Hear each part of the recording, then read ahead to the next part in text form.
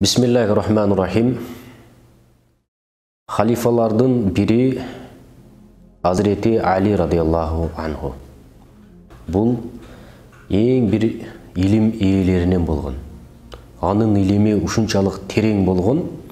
Жада калса философтор, мыкты делген жанагы акыл жүгүткүчтөр жана башка илимдүүлөрдүн суроосуна эч бир ойлонбостон жооп берген эң илимдүү, аалым, мыкты инсан болгон. Ошолордун катарында түрдүү суроолор келген. Адамдын акылына сыйбай турган суроолор келген. Ошолордун бүт баарына Hazreti Ali radıyallahu anhu жооп берген. Күндөрдүн бир күнүндө Hazreti Ali radıyallahu anhuга мына ушинтип суроо беришет. Асмандан оор, жер жүзүнөн кең, деңизден бай, таштан катуу, оттон ысык, чилдеден суук, жана уудан ачуу бул эмне? Мына ушул нерсени билесиңби дейт. Мындай акыл калчап көрүңүзчү. Сиз мына ушул суроолорго жооп бере аласызбы? Азыр мен ойлойм, эч бирибиздин оюбузга эч кандай жооп келген жок. А бирок Hazreti Ali radıyallahu anhu бир саамга да ойлонбостон так жооп берген. Эң биринчи суроосу: туура жүргөн инсанга жала жабуу асмандан оор дейт. Укук, акы жер жүзүнөн кең дейт. Адамдын укугу жер жүзүнөн кең. Каниетчил адамдын жүрөгү деңизден бай дейт. Мунафыктын, эки жүздүүнүн жүрөгү таштан да катуу. Залым башкаруучу оттон ысык. Ал эми төмөн инсанга муктаж болуу чилдеден суук. Ал эми уудан да ачуу бул сабыр деп жооп берген. Ооба. Бүгүнкү күндө туура жүргөн инсандарга жала жабуу аябай көбөйүп кетти. Жакшы эле жүрөт эле, жакшы эле иштеп атат эле, бирок ага жала жабат. Анын ишин көрө албайт. Анын асманда учуп жүрүшүн, же болбосо бир ийгиликти багындырышын көрө албайт. Мына ушундай инсандар аябай көбөйдү бүгүнкү күндө. А бирок билип коюңуз, кыямат күнү эгерде бирөөгө жала жапсаңыз, сөзсүз түрдө бул нерсеге жооп бересиз. Биздин ислам шариятыбызда айтылат, эгерде бирөөгө жала жапкан болсо, анын жалаасындай сага дагы башыңа келмейин, сенин жаның бул дүйнөдөн чыкпайт. Тагыраак өлбөйсүң. Сөзсүз түрдө ошондой жала жабыласың, анан кийин өлөсүң. Ошол үчүн бул жакшы инсандарга деги эле койчу, инсаниятка жала жабуу бул таптакыр динибизде туура эмес делген нерсе. Ал эми адамдын акысы, укугу бул жер жүзүнөн кең нерсе. А бүгүнкү күндө көптөгөн инсандар тили менен болсун, көзү менен болсун, ою менен болсун, жазган SMS менен болсун, сүйлөгөн сөзү менен болсун, адамдын акысына кирип атат. Бул адамдын акысы, укугу деңизден да кең нерсе. Ошондой деңиздей болгон укукка, акыга кирип ала турган болсоңуз, андан чыга албай каласыз. Ошол үчүн бүгүнкү күндө жакшы иштеп атабы, жаман иштеп атабы, ага жаман комментарий жазган инсандар аябай көбөйдү. Анткени ал адамдын акысына кирип кетти. Адамдын акысы деңиздей болгону менен ошол деңизге түшүп алган инсан андан чыга албайт. Кандай эле сууга түшкөн, ошол деңизге түшкөн инсан ортосунда калып кетсе, анын четине чыга албайт, сүзүп. Чарчап калышы мүмкүн. Ошол сыңарындай адамдын акысына кирген инсан дагы бир жакшы нерсени жаза албайт. Анын ойлогон ою жаман нерсе. Азыр менден дагы бирөө кемчилик издеп атышы мүмкүн. Кайсыл жерден адашат экен депчи. Азыр ушул жерден адашып кетсе жаза калсам депчи. Ушундай инсандар көбөйдү. Мындайдан Кудай сактасын. Ал эми каниетчил адамдын жүрөгү деңизден бай. Бул адамдын акысы деңизден кең деген сыяктуу эле, кең болсо, ал эми каниетчил адам ал деңизден бай инсан. Ал бардык нерсеге каниет кылат. Аллахтын бергенине шүгүр кылат. Каниетчилдик деген мына ушундай нерсе, барына да жогуна дагы каниет кылат. Мына ушул инсандардын жүрөгү деңизден бай болот. Дал мына ушул инсандар менен достошуңуз. Каниетчил адамбы, демек ал менен достошуңуз. Анткени анын жүрөгү деңизден бай. Мунафыктын, эки жүздүүнүн жүрөгү таштан катуу.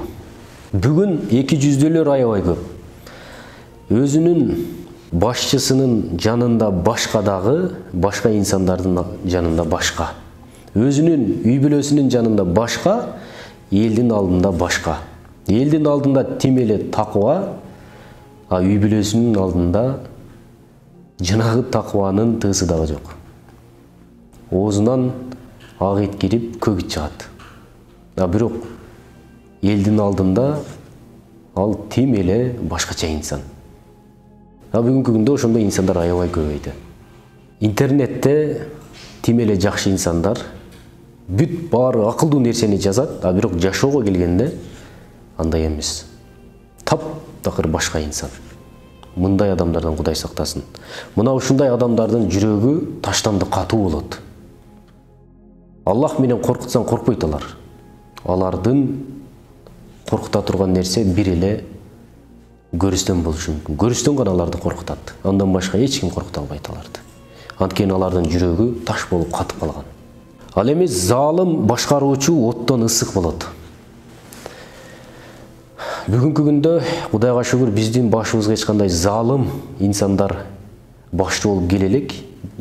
Балким ошол себептүү биз мындай оттон ысык экенин биле албайбыз. Мисалы, илгери ушундай залым падышалар өткөн, анын алдындагы инсандар кулдан да төмөн болуп жашаган. Муну биз кинолордон көрүп атабыз. Эгерде ошондой инсан келип кала турган болсо, билип коюңуз, бул өтө жаман нерсе. Отто күйгөндөн дагы жаман нерсе. Анткени биз кошуна өлкөлөрдөн дагы билип атабыз бул нерсени. Анын адамдары эч нерсе айта албайт. Анткени бир нерсе десе эле от жөнөтөт, күйүп кетчүдөй болот. Жашоосу күлгө айланат. Жанагы залым ушундай күйгүзөт, анын жашоосу күлгө айланат.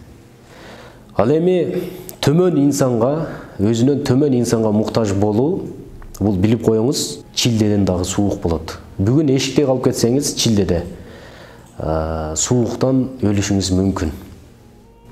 Анткени суук адамды өлтүрөт. Ошол сыңарындай эле төмөн инсанга, өзүңүздөн пас инсанга муктаж болсоңуз, чилдеде тоңгондой тоңуп өлөсүз. Анткени бүгүнкү күндө билип атабыз, илимдүү инсандар көп нерсеге муктаж болуп, илимсиз инсандардан сурап атат. Кел ушуга жардам берели, же болбосо ушуга мындай алалы деп айтат. Бирок анын жүрөгү, ошол илимдүүнүн жүрөгү таш болуп, жана тоңот, муздай тоңгон менен аны иши жок. Аны илимдүү инсандар өтө жакшы билет. Ал эми сабыр кылуу бул уудан дагы ачуу болот. Анткени ачуу келген учурда, билесиздер, көбүнчө эркектер жакшы билет. Ачуу келген учурда койнундагы аялына талак бергенин билбей калат. Ачуу келген учурда ата баласын уруп токмокко алганын билбей калат. Ачуу келген учурда мугалим өзүнүн студентине, окуучусуна кандай эки койгонун билбей калат. Адамдын ачуусу келген учурда бир күнөөнү кылып коюудан тайыбайт. Бирок ошол ачуу келген учурда сабыр кылуу бул уудан дагы ачуу болот. Уудан дагы бул жаман нерсе болот. Анткени сабыр кылуу бул ушундай нерсе, сөз менен айтыш бул мүмкүн эмес. Азыр бирөөнүн ачуусу келген учурда сен сабыр кыл десе башыңа чалышы мүмкүн. Каягына сабыр кылам депчи. ошол сыңарындай пайгамбарыбыз саллаллаху алейхи вассалам бир көрүстөнүн жанынан өтүп баратса, бир аял ыйлап атыптыр. Балам, балам деп өкүрүп ыйлап атыптыр. Анан барып айтат пайгамбарыбыз, сабыр кыл дейт. Анан жанагы аял ошол учурда ачуусу келип, ыйлап, бооздоп аткан мындай жаман сөз айта алат. Мындай биздин азыркы тил менен айтканда, сен ишиң эмне, сен ишиң канча деген сөздөрдү не айтып алат. Анан кийин өзүнө келген учурда, ачуусу келген учурда пайгамбарыбыздын келгенин билет дагы. Анан пайгамбарыбызга барат. Кечирип коюңуз, мен сизди билбептирмин деген сыяктуу айтат. Анан ошол учурда айтат пайгамбарыбыз, бул сабыр деген нерсе, ушундай нерсе, ачуу келген учурда, ошол учурда өзүн кармана билүү, мына ушул сабыр дейт. Чыныгы сабыр өтө катуу кыйынчылык келген учурда, өтө катуу бир оор мүшкүл келген учурда, ошол нерсеге сабыр кылуу, бул чыныгы сабыр деп пайгамбарыбыз саллаллаху алейхи вассалам айтып кеткен. Көрдүңүзбү? Биз азыр бир 5 суроонун эле негизинде сөз кылдык, аябай көп бир видеого айланды. Бирок Азирети Али радиаллаху анху бул суроолорго бир саамга ойлонбой туруп жооп берген. Бүгүнкү күндө биз аны терең мындай шархтап, терең бир түшүндүрмө берип, анан түшүнүп атабыз бул нерсени. Бирок Азирети Али радиаллаху анху бат эле жооп берген. Мына ушундай илимдүү инсандарды тааныткан Аллах Таалага эсепсиз мактоолор болсун. Ассаламу алейкум ва рахматуллахи ва баракатух.